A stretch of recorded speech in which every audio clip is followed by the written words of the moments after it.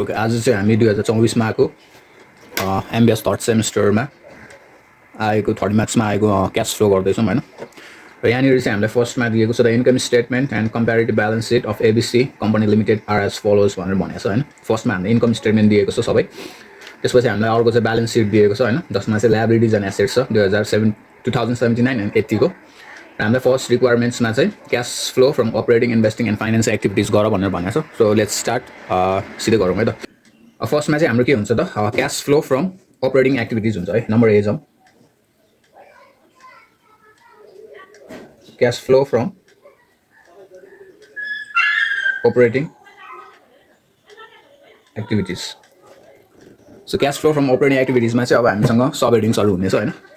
फर्स्टमा चाहिँ हाम्रो क्याश कलेक्टेड फ्रम कस्टमर और डेप्टर्स भन्दा पनि हुन्छ है। अब यसमा चाहिँ हामीले पैसा आएको कुराहरु लेख्नुपर्ने हुन्छ। सो नम्बर 1 मा अब यहाँनिर हेर्दै जाउँ। फर्स्टमा हाम्रो यसमा चाहिँ सेल्सको कुरा हुन्छ। सो सेल्स नै हालौँ है, सेल्स रेभेन्यू हालौँ। सेल्स हामीले कति दिएको छ त, 11 लाख दिएको छ है। सेल्स हामीले 11 लाख दिएको छ। अब यसमा चाहिँ अरु आउने भनेको चाहिँ हाम्रो अकाउन्ट्स रिसिभेबल हैन, नोट्स रिसिभेबल, बिल्स रिसिभेबल, यिनीहरु कुराहरु आउँछ हैन। सो अब हामी इन्कम स्टेटमेन्टमा चाहिँ हामीले सेल्स राख्यौं, त्यसपछि अब सिधै ब्यालेन्स सिटमा गएर हेरौँ। ब्यालेन्स सिटमा हामी एसेट साइडमा गएर हेर्दाखेरि चाहिँ हामीलाई अकाउन्ट्स रिसिभेबल भनेर दिएको छ, जुन चाहिँ के भएको रहेछ त, इन्क्रिज भएको रहेछ हैन। So increase in accounts receivable भनौँ, increase in accounts receivable. So accounts receivable कति हजारले इन्क्रिज भएको रहेछ त, पहिला चाहिँ 1,75,000 थियो भने अहिले चाहिँ 2 लाख छ।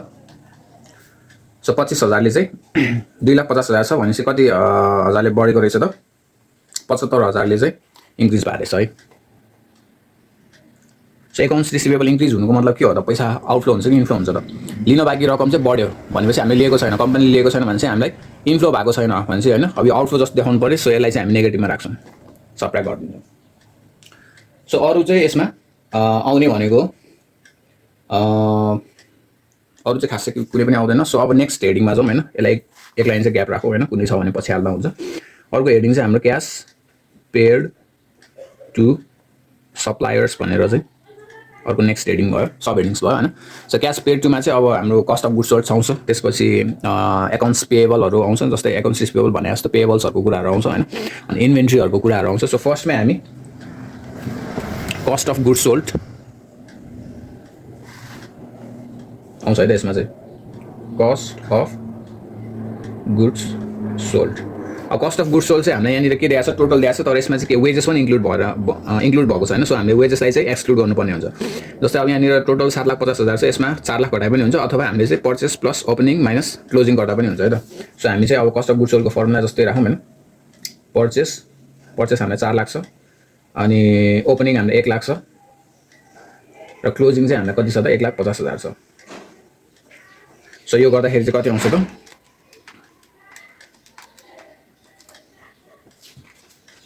3,50,000 चाहिँ हाम्रो कस्ट अफ गुड्स सोल्ड हुन्छ है।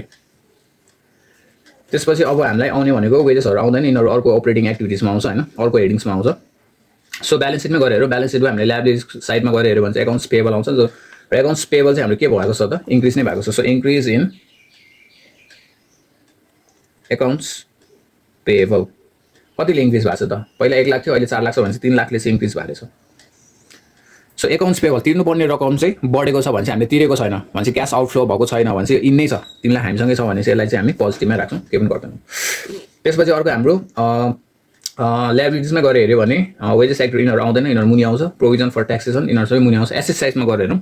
एसेट्समा हामीलाई इन्भेन्ट्री दिएको छ। इन्भेन्ट्री चाहिँ हामीलाई के भएको रहेछ त, इन्क्रिज नै भएको छ यो पनि हैन, इन्क्रिज इन इन्भेन्ट्री। इन्भेन्ट्री चाहिँ कतिले इन्क्रिज भएको रहेछ, पहिला 75,000 थियो, अहिले चाहिँ हाम्रो 1 लाख छ भने चाहिँ 25,000ले चाहिँ इन्क्रिज भएको रहेछ है।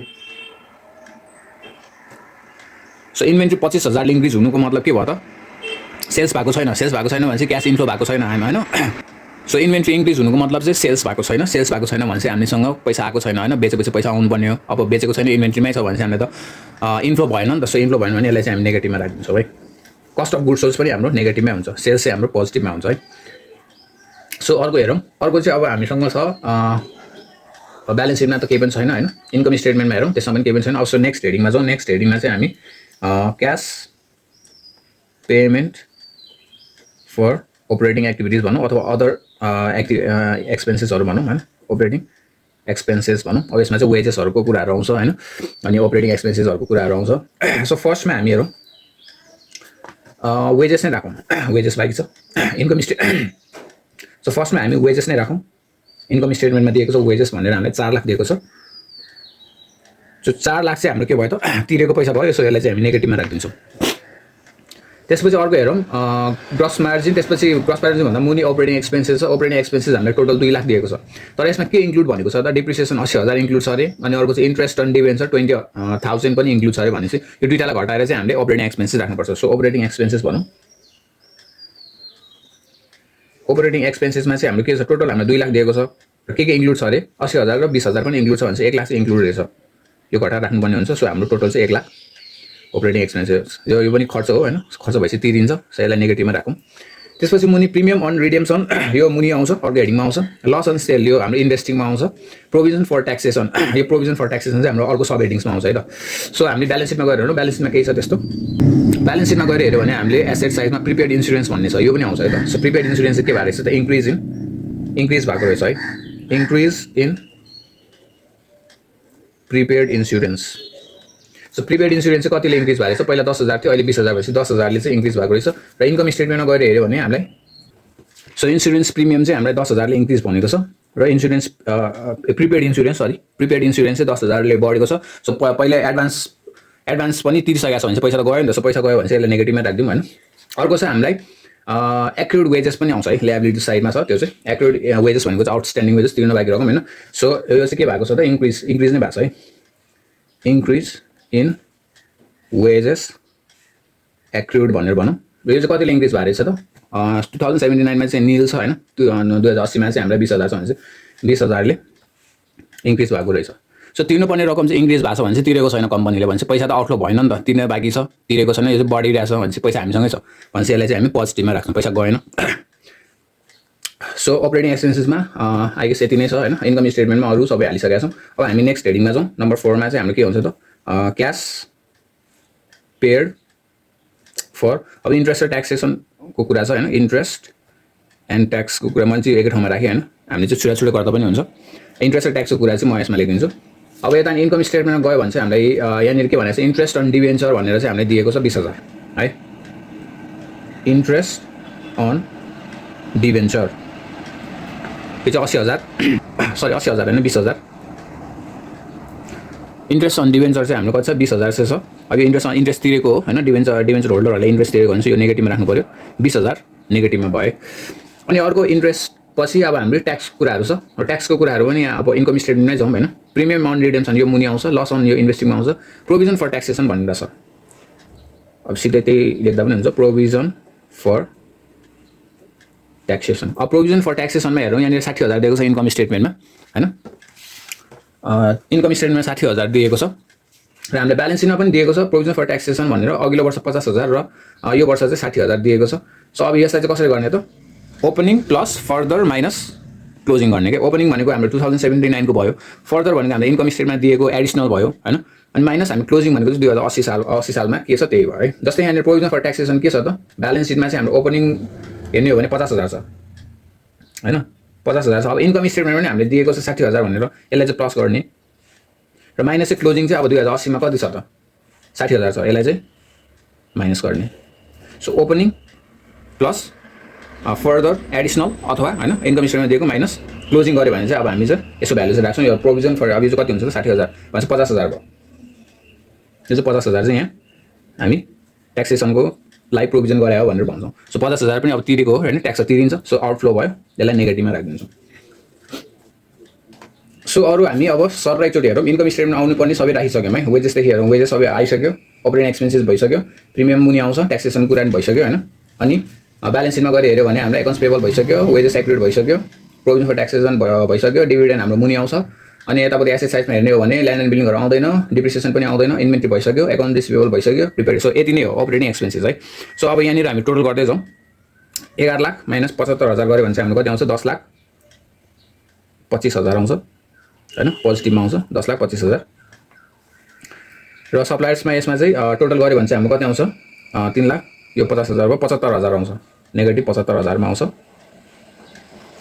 र यसमा चाहिँ हाम्रो 5 लाख 10 भन्छ यसमा चाहिँ 4,90,000 आउँछ है 4,90,000 आयो यो चाहिँ केमा आयो त नेगेटिभमा आउँछ अनि यो भनेको 20,000 प्लस 50,000 चाहिँ 70,000 चाहिँ नेगेटिभमा आयो है 70,000 नेगेटिभमा आयो सो यो चाहिँ हाम्रो के भयो त टोटल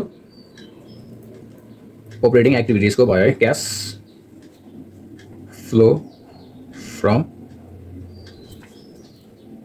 अपरेटिङ एक्टिभिटिज भनेर चाहिँ अब हामी यहाँनिर टोटल गर्छौँ यो टोटल कति आउँछ त 10 लाख माइनस 75,000 माइनस 4,90,000 माइनस 70,000 गर्दा चाहिँ हाम्रो टोटल 3,90,000 आउँदो रहेछ है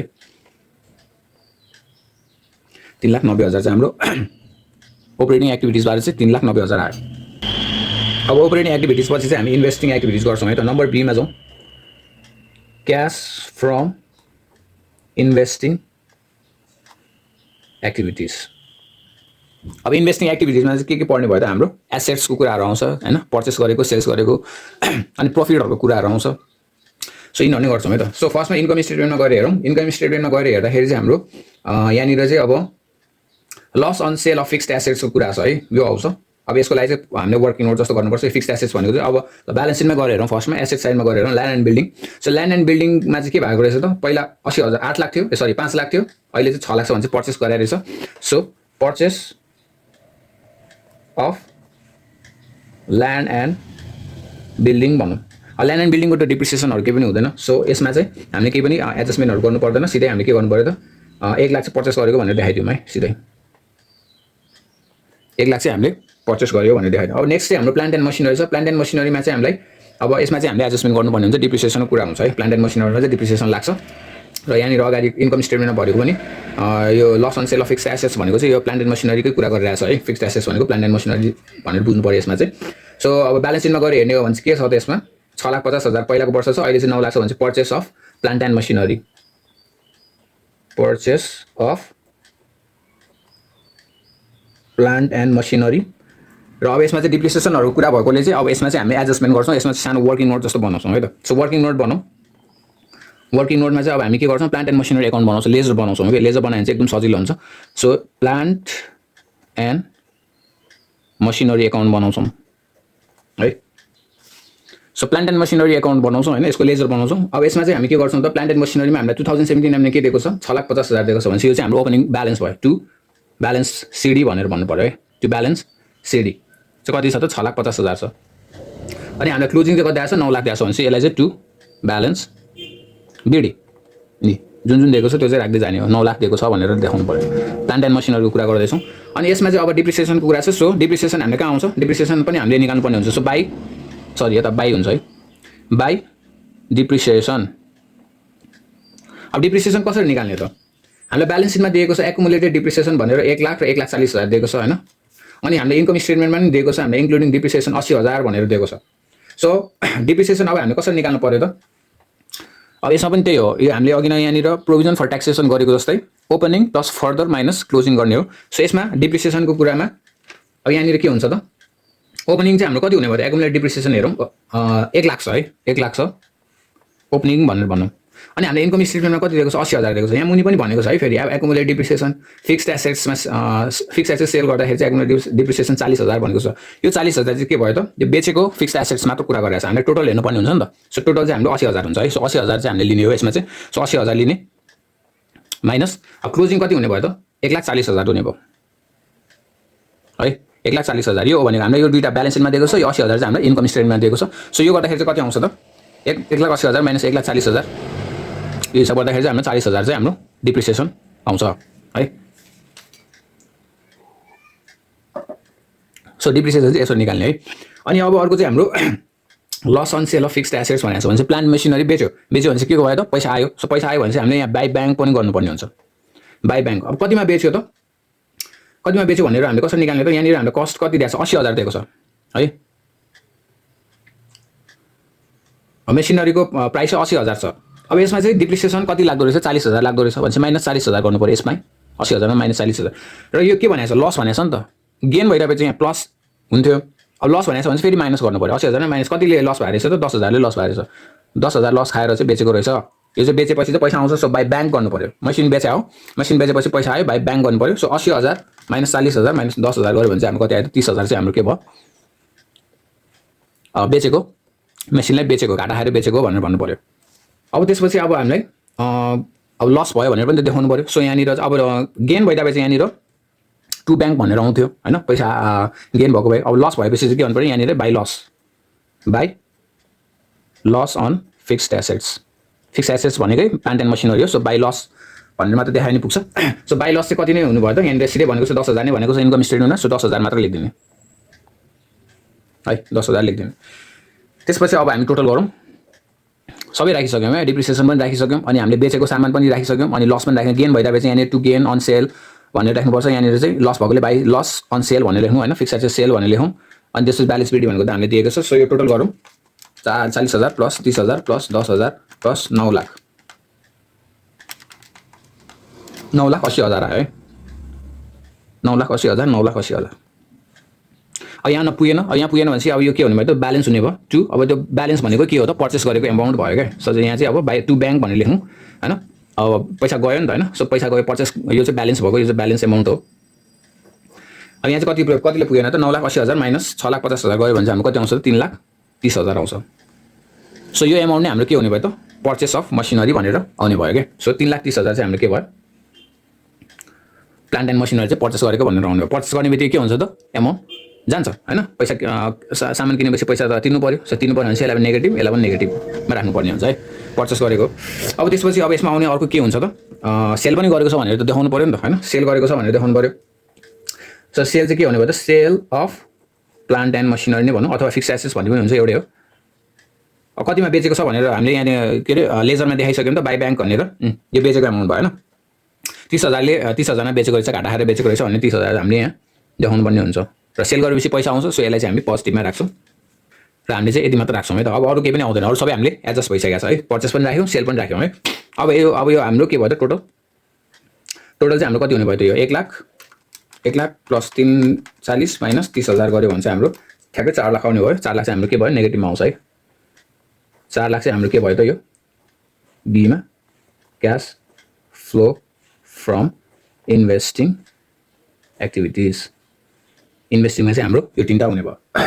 अब हामी नम्बर सीमा जान्छौँ। नम्बर सीमा के हुन्छ त क्यास फ्रम फाइनेन्सिङ। अब बाँकी जति पनि छ हाम्रो फाइनेन्सिङमा आउँछ, फाइनेन्सिङ एक्टिभिटिजमा आउँछ।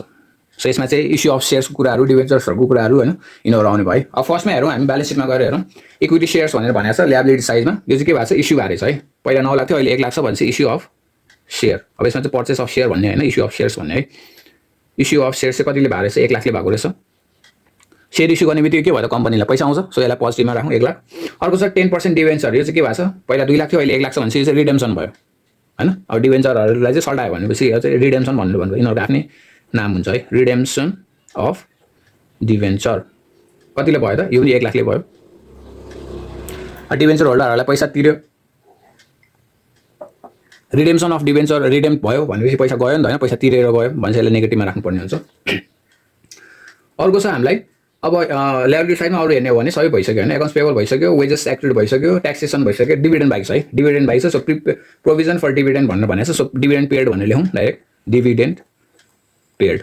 अब डिभिडेन्ड पेड हामीलाई कति आएको छ त ब्यालेन्स सिटमा अघिल्लो वर्ष 50,000 दिएको छ, अहिले 40,000 दिएको छ। हामीले अब इन्कम स्टेटमेन्टमा गएर हेर्ने हो भने त्यहाँ पनि हामीले प्रोभिजन फर डिभिडेन्ड छ। सो यसमा पनि के भयो त यसमा चाहिँ 50,000 दिएको छ भने यसमा के गर्ने त अब opening plus further minus closing गर्ने। सो ओपनिङ हामीलाई कति भएछ त 2017 मा 50,000 छ, इन्कम स्टेटमेन्टमा हामीलाई कति दिएको छ त 50,000 नै दिएको छ। र क्लोजिङ चाहिँ हामीले कति गर्नुपर्ने त 2080 सालमा कति दिएको छ 40,000 दिएको छ भनेपछि डिभिडेन्ड पेड कति हुने भयो त 1 लाख माइनस 40,000 भनेपछि 60,000 चाहिँ हाम्रो डिभिडेन्ड पेड भएको रहेछ। र डिभिडेन्ड पेड गर्ने बित्तिकै के भयो त पैसा गयो, यसलाई नेगेटिभमा हाल्नुपर्ने है। त्यसपछि अब एक्सर्साइजमा त केही पनि आउँदैन होइन, सबै भइसकेको छ होइन। अब हामी इन्कम स्टेटमेन्टमा गएर हेर्ने हो भने चाहिँ हामीले के भनेको छ त अर्को premium on redemption of debenture पनि भनेर दिएको छ है, त्यो पनि राख्नु पऱ्यो। Premium on redemption of debenture यो चाहिँ 10,000 छ होइन, यो पनि तिरेको होइन, खर्चमा देखाइरहेको छ नि त इन्कम स्टेटमेन्टमा। सो तिरेको भन्छ यसलाई पनि नेगेटिभमा राख्नुपर्ने हुन्छ है। सो हाम्रो सबै भइसकेको छ। एकचोटि सर चेक गरौँ, इन्कम स्टेटमेन्टमा सबै चेक गरौँ। सेल्स रेभेन्यू भइसक्यो, कस्ट अफ गुड्स सोल्ड भइसक्यो, अनि त्यसपछि वेजेस भइसक्यो, अनि त्यसको अपरेटिङ एक्सपेन्सेसहरू सबै भइसकेको छ हैन। यसमा डिप्रिसिएसनहरू, इन्ट्रेस्ट एन्ड डिभिजन भइसक्यो, प्रिमियम भइसक्यो, लस एन्ड सेयरमेन्ट भइसक्यो, प्रोभिजन फर ट्याक्सेसन, डिभिडेन्ड सबै भइसक्यो। अब ब्यालेन्स सिटमा गएर हेर्ने हो भने लायबिलिटिजमा इक्विटी सेयर भइसक्यो, डिभेन्चर भइसक्यो, accounts payable, wages, taxation, dividend सबै भइसक्यो, रिटेन अर्निङ आउँदैन। त्यसपछि ल्यान्ड एन्ड बिल्डिङ भइसक्यो, plant and machinery, accumulated depreciation, inventory, accounts receivable, prepaid insurance सबै भइसक्यो है। सबै भइसक्यो भने चाहिँ हाम्रो फाइनेन्सिङमा आउने एरी मात्र हो। अब यसलाई टोटल गरिदिउँ। यसलाई टोटल गऱ्यो भने चाहिँ कति आउँछ त 1 लाख क्यान्सल भयो भनेपछि यो कति भयो त 70,000 चाहिँ नेगेटिभमा आयो है। 70,000 चाहिँ हाम्रो के भयो नेगेटिभमा आयो। यो चाहिँ अब के भयो त cash flow from financing activities भनेर भन्नु पर्यो। सो टोटल हामीले गरौँ। टोटल चाहिँ अब हाम्रो के हुने भयो त A + B + C हुने भयो। सो A + B + C गरौँ।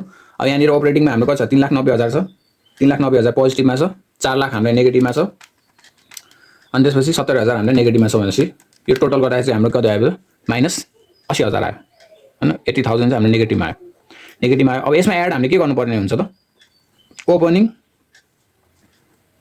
Cash balance. यो ओपनिङ क्यास ब्यालेन्स कहाँ हेर्ने त हामीले ब्यालेन्स सिटमा गएर हेर्यो भने चाहिँ त्यहाँनिर हामीले क्यास एट ब्याङ्क भनेर दिएको छ। क्यास एट ब्याङ्कमा चाहिँ 2079 मा दिएको चाहिँ हाम्रो ओपनिङ क्यास ब्यालेन्स हो 90,000 चाहिँ ओपनिङ क्यास ब्यालेन्स भयो। अब एन्सर मिल्यो कि मिलेन भनेर हेर्नको लागि चाहिँ हामीले क्लोजिङमा कति आएको छ 10,000 दिएको छ। अब यो र यो क्याल्कुलेट गर्दाखेरि 10,000 आउनु पर्यो हैन। सो क्लोजिङ चाहिँ हाम्रो कति हुने भयो त क्लोजिङ क्यास ब्यालेन्स। अब 90,000 80,000 गर्दा 10,000 आयो भनेपछि ठ्याक्कै मिल्यो। ब्यालेन्स सिटमा हामीले 10,000 नै दिएको छ। सो यसरी चाहिँ हामीले क्यास फ्लो चाहिँ गर्न सकिन्छ है त। र अर्को रिक्वायरमेन्टहरुमा चाहिँ हामीलाई थ्योरीको क्वेशनहरु दिएको छ हैन, अनि कमेन्ट्सहरु हान्ने क्वेशनहरु दिएको छ। यो चाहिँ आफैले एनालाइज गरेर लेख्दा हुन्छ है। सो मैले चाहिँ यहाँ क्याल्कुलेसन मात्र देखाएको छु। So this is the solution.